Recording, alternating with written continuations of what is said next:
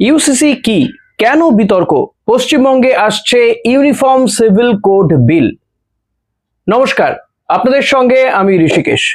ভারতের রাজনীতিতে আবারও আলোচনার কেন্দ্রবিন্দুতে এসেছে ইউসিসি বা ইউনিফর্ম সিভিল কোড। উত্তরাখণ্ডে ইতিমধ্যেই ইউসিসি কার্যকর করেছে সেখানকার সরকার। এবার পশ্চিমবঙ্গে বিধানসভাতেও ইউসিসি নিয়ে বিল আসতে পারে বলে জল্পনা শুরু হয়েছে, বা এই বিল আনবে বলে জানিয়ে দিয়েছেন রাজ্যের মুখ্যমন্ত্রী শুভেন্দু অধিকারী। কিন্তু ইউসিসি আসলে কি, কেন এর পক্ষে বিপক্ষে এত বিতর্ক?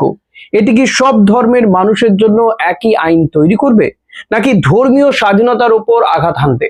আজকের ভিডিওতে আমি ইউসিসির পক্ষে ও বিপক্ষে সমস্ত গুরুত্বপূর্ণ যুক্তি সহজ ভাষায় জানাবো। ইউসিসি কি? ইউসিসির পূর্ণ রূপ হলো ইউনিফর্ম সিভিল কোড। বর্তমানে ভারতের বিয়ে, বিবাহ বিচ্ছেদ, উত্তরাধিকার, দত্তক গ্রহণ এবং সম্পত্তি বন্টনের মতো বিষয়গুলিতে বিভিন্ন ধর্মের জন্য আলাদা আলাদা ব্যক্তিগত আইন বা পার্সোনাল ল রয়েছে। উদাহরণস্বরূপ, হিন্দুদের জন্য Hindu marriage act, Hindu succession act রয়েছে। মুসলিমদের ক্ষেত্রে শরিয়ত ভিত্তিক পার্সোনাল ল কার্যকর রয়েছে। খ্রিস্টান এবং পার্সিদেরও নিজস্ব ব্যক্তিগত আইন রয়েছে। ইউসিসি কার্যকর হলে ধর্ম নির্বিশেষে সকল নাগরিকের জন্য একই দেওয়ানি আইন প্রযোজ্য হবে। তবে ইউসিসি ফৌজদারি আইন নয়, চুরি, খুন বা অপরাধ সংক্রান্ত আইন ইতিমধ্যেই সবার জন্য এক রয়েছে। বিএমএস নতুন হয়েছে, আপনারা জানেন। সংবিধানে ইউসিসির উল্লেখ রয়েছে। ভারতের সংবিধানের অনুচ্ছেদ 44-এ বলা হয়েছে, রাষ্ট্রের উচিত নাগরিকদের জন্য একটি অভিন্ন দেওয়ানি বিধি প্রবর্তনের চেষ্টা করা। তবে এটি মৌলিক অধিকার নয়, অর্থাৎ সরকার চাইলে প্রয়োগ করতে পারে, আবার না করলেও সংবিধান লঙ্ঘন হবে না। তো সরকার চাইলে করতে পারে, আবার নাও করতে পারে। আর এখানেই তো বর্তমান সরকারে মানে বিজেপি সরকারের কাছে একটা পরম সুযোগ, মানে সংবিধানে এই সংস্থান রয়েছে। আবার আগের সরকার তারা বলতে পারে যে সংবিধান যখন লঙ্ঘন হবে না তাই তারা করেননি, কিন্তু বিজেপি এখানে এই সুযোগটাকে কাজে লাগাচ্ছে। আসুন ইউসিসির পক্ষে কি কি যুক্তি রয়েছে সেটা আপনাদের সামনে তুলে ধরি। আইনের চোখে সকল নাগরিক সমান।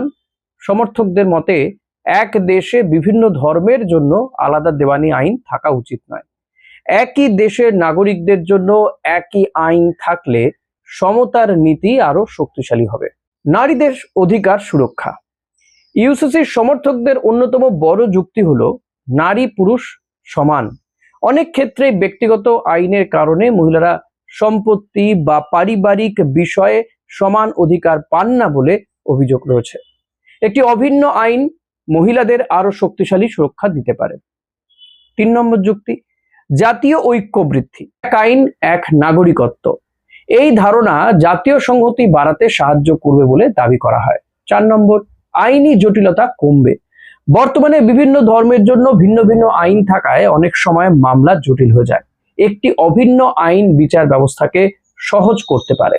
এটা গেল, বললাম আপনাদেরকে যে ইউসিসির পক্ষে যারা তারা কি যুক্তি দিচ্ছে, আর ইউসিসির বিপক্ষে যারা তাদের কি যুক্তি রয়েছে এক্ষেত্রে। ধর্মীয় স্বাধীনতার প্রশ্ন। বিরোধীদের মতে সংবিধান প্রত্যেক নাগরিককে নিজের ধর্ম পালন করার অধিকার দিয়েছে।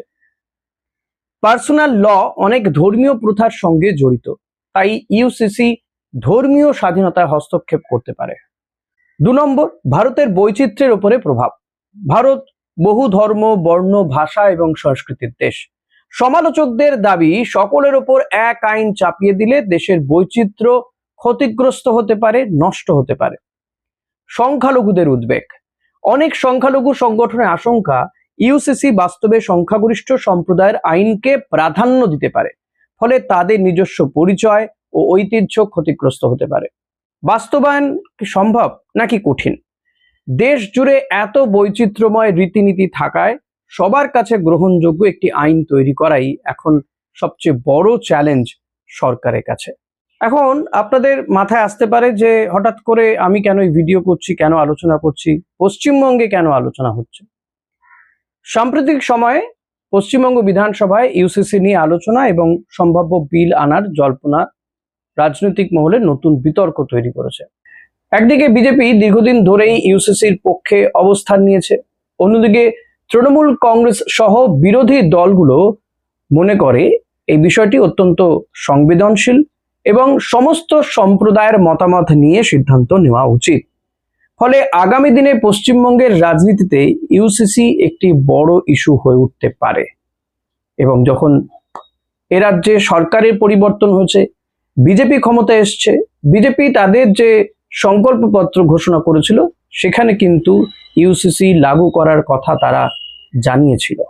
সবশেষে বলা যায়, ইউসিসি শুধুমাত্র একটি আইনি বিষয় নয়, এটি সমতা, ধর্মীয় স্বাধীনতা এবং ভারতের বৈচিত্র্যের সঙ্গে জড়িত একটি গুরুত্বপূর্ণ বিতর্ক।